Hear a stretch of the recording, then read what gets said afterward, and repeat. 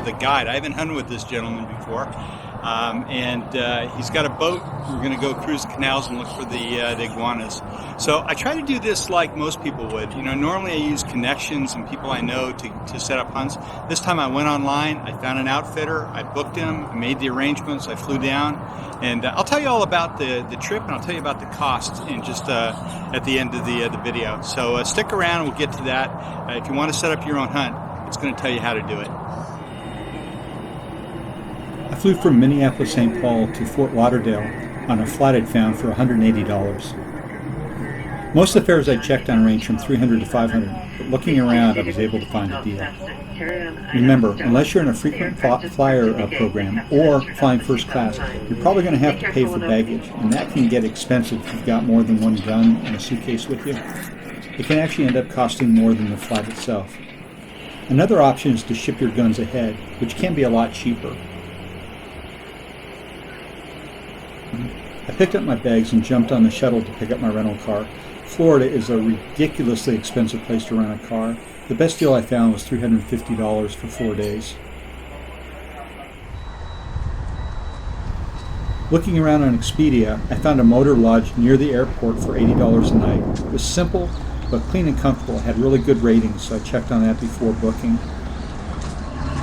So a hotel for a 3-night trip will add another $200 to $350.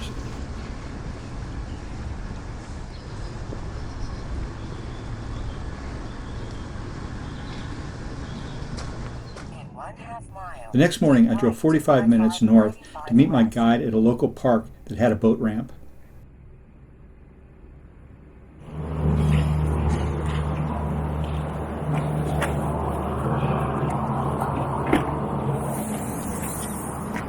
I parked and shuttled my gear to the boat,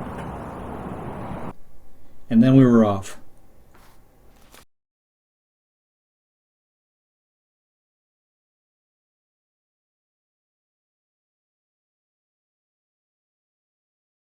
Cruising along right now, looking for iguanas. Already seen a couple. Got here a little while ago.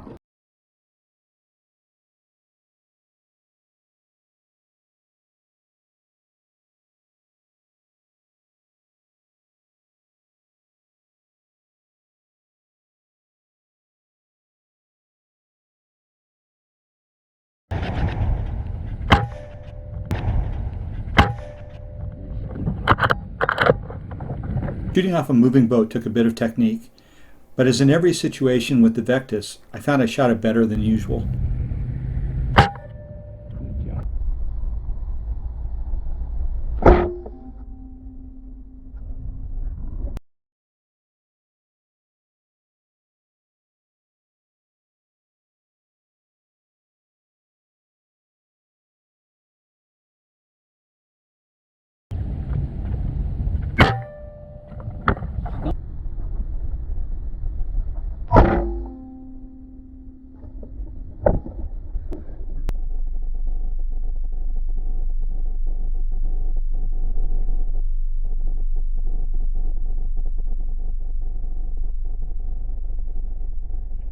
There were heavy downpours, and the first day found us running from the rain more than once. It was a dash to get under the nearest bridge.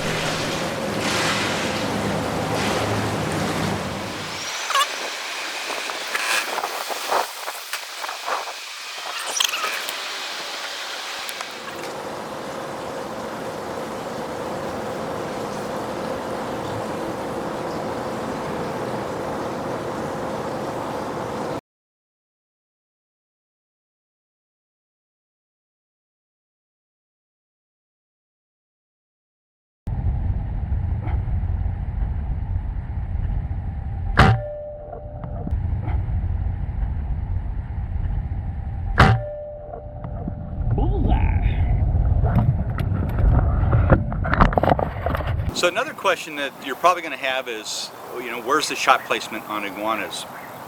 I've kind of got this down after shooting hundreds of them on trips to Puerto Rico over the last few years.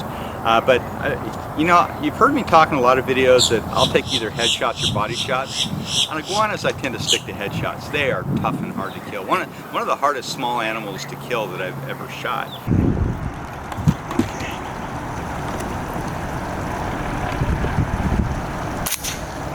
That up? Yeah, you hit him. I guess it was.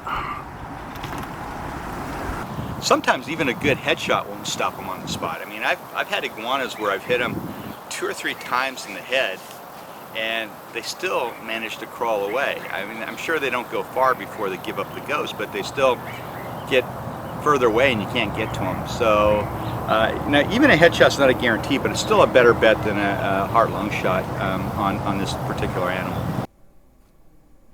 Here you see the entry wound on the left and the exit on the right in this headshot. There's a noticeably larger exit wound indicating that the JSB Hades expanded well. The entry on the body is to the left in this example, and the exit is slightly enlarged, demonstrating that pellets expand on both bony and soft tissue.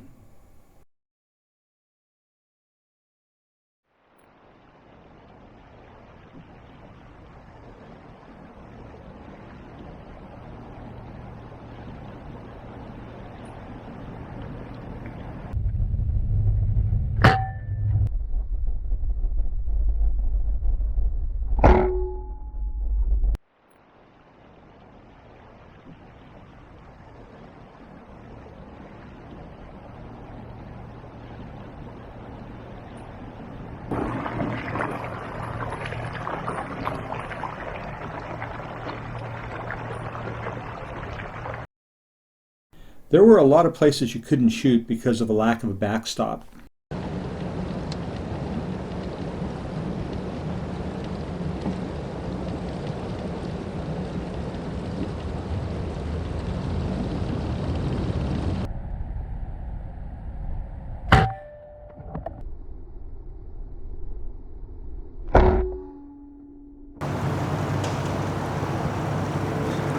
Yeah.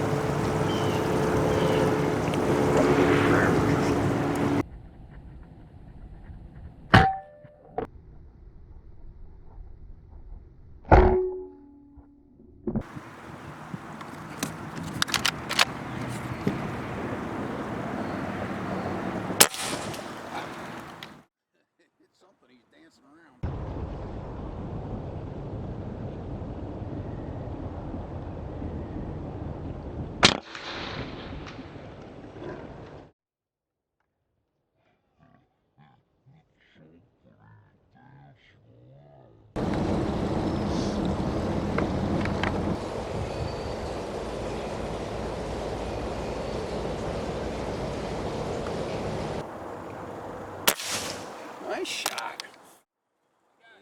Better get ready to hit him again.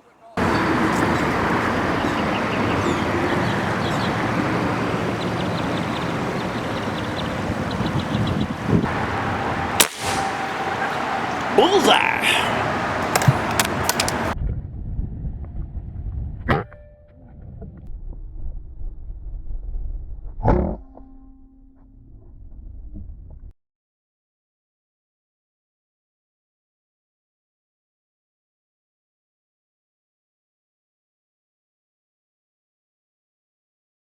So we got out this morning. We hit a couple rainstorms. It shut us down a little bit, but we got a few. We got about 10 or 11 up here. We shot 4 or 5 more. Unfortunately, a couple big ones that we couldn't recover. But it was a good morning. And working around the weather, we still had a good morning. So we're going to put these away, done for the day. The Vectis did great for me. The gun was accurate, hit hard, did everything I could have wanted from it. The lever action is fast to cycle. It's really useful up there. Some of the shots I needed a quick follow-up shot. I did a great job. My outfitter for this trip was South Florida Hunting and Fishing, and my guide was Captain Bill. And I found him to be a really good outfitter to work with. The prices are reasonable out here, and I'll link them in the information down below. And the people are nice. They had everything organized, so it actually worked out really well.